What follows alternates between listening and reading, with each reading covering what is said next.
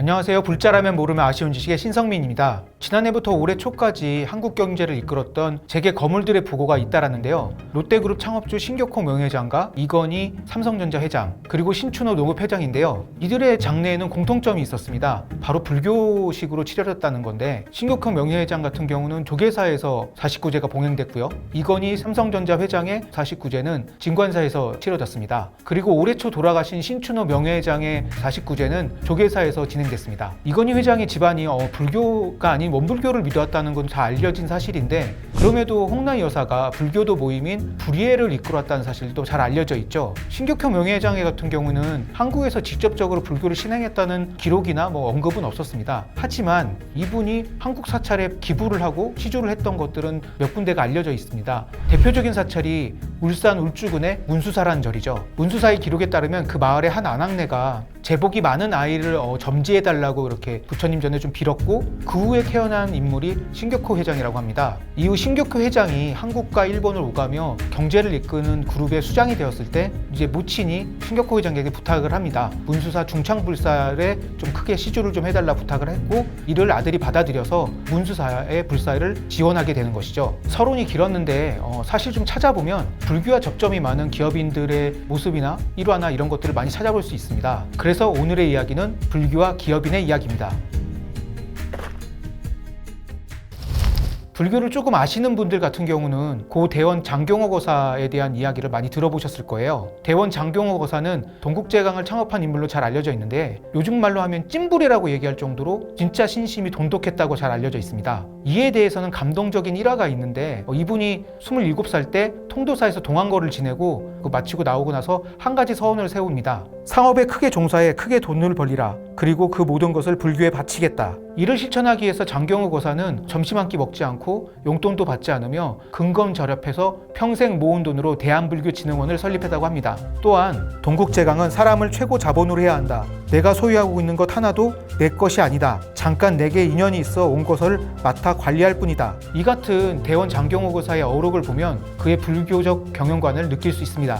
실제로 대원 장경호 거사는 60세까지 매년 동안거를 참석을 해서 시간을 보냈다고 하고요. 조석으로 참선을 하면서 수행자다운 면모도 보여줬다고 합니다. 한국에 대원 장경호 거사라는 걸출한 장자가 있었다면 일본을 대표하는 장자는 단연 이 사람입니다. 바로 일본 교사의 창업주 이나모리 가즈오 전 회장입니다. 이나모리 가즈오 회장은 일본에서는 경영의 신이라고 불릴 정도로 아주 추앙을 받는 인물이에요. 하지만 이분의 삶을 좀 살펴보면 아주 스펙타클합니다. 좀 살펴보면은 이나모리 회장은 중학교 때 입시에 실패를 합니다. 거기에 엎친 데 겹친 격으로 결학까지 앓게 되죠. 그래서 어찌어찌 그래서 고등학교에 입학해서 졸업을 하게 되고 대학 입시를 보게 되는데, 여기서도 실패를 하게 됩니다. 1차는 자기가 원하는 데에 들어가지 못하고 2차에 가서 겨우 지방대에 합격하게 됩니다. 그래도 거기에 가서 열심히 공부를 하게 되죠. 그리고 졸업을 하게 됐는데 취업을 해야 될 거 아니에요. 당시 일본이 불황이 찾아와서 자기가 원하는 곳에 취업하지 못하게 됩니다. 어느 중소기업에 들어갔는데 그 중소기업이 요즘 말로는 약간 막장 기업이었어요. 당시 그 기업에서 가족들끼리 경영권 다툼을 하고 있을 때였는데요. 결국에는 이분들은 거기에 입사했던 사람들은 제대로 월급도 챙겨받지 못하게 됩니다.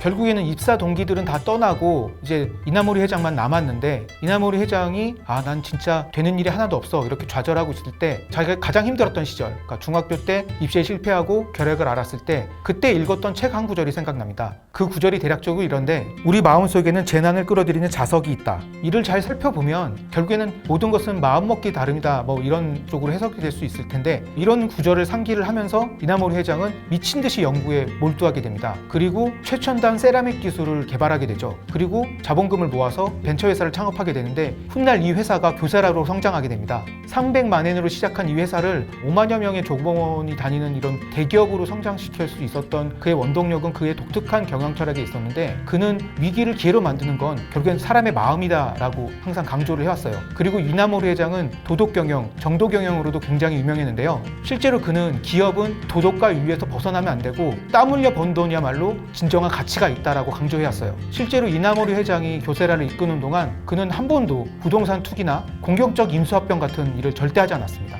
이 같은 경영에는 불교적 가르침이 항상 담겨져 있었는데 이는 그에 져서 카르마 경영을 보면 잘 알 수 있습니다. 한국에도 번역되어 있으니 한번 찾아 읽어보시는 것도 권해드립니다.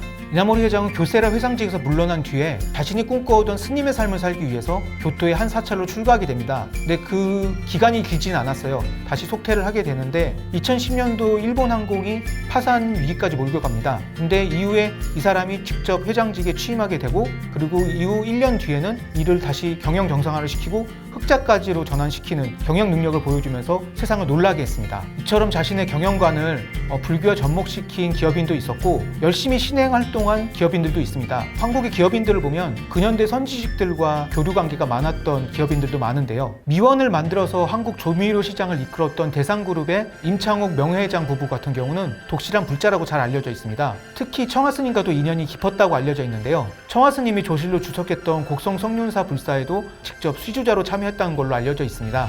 현대가의 불교도 인연이 깊은 것으로 잘 알려져 있는데요. 고 정주영 명회장은 청당스님과 인연이 깊었다고 알려져 있습니다. 실제 그의 손녀딸이 안타까운 상으로 유명을 달리했을 때 조선사에서 49제를 지내기도 했고요. 정주영 명회장의 후계자였던 고 정몽원 아산현대 회장도 49제를 도선사에서 지냈습니다. 무언가 일가를 이룬 사람은 자신만의 굳건한 철학이 있습니다. 오늘 소개한 대원 장공의 고사와 이나모리 가지오 회장도 자신의 경영관을 불교랑 접목시켜 경영 철학으로 확립한 인물입니다. 그리고 그 가치에는 사람이 있었습니다. 조선의 거상 임상옥 역시 장사는 이윤을 남기는 것이 아니라 사람을 남기는 것이라고 말한 바 있습니다. 사람의 가치를 지금의 기업인들도 다시 한번 생각해 주셨으면 합니다. 오늘의 이야기는 여기까지입니다. 다음에 또 만나요.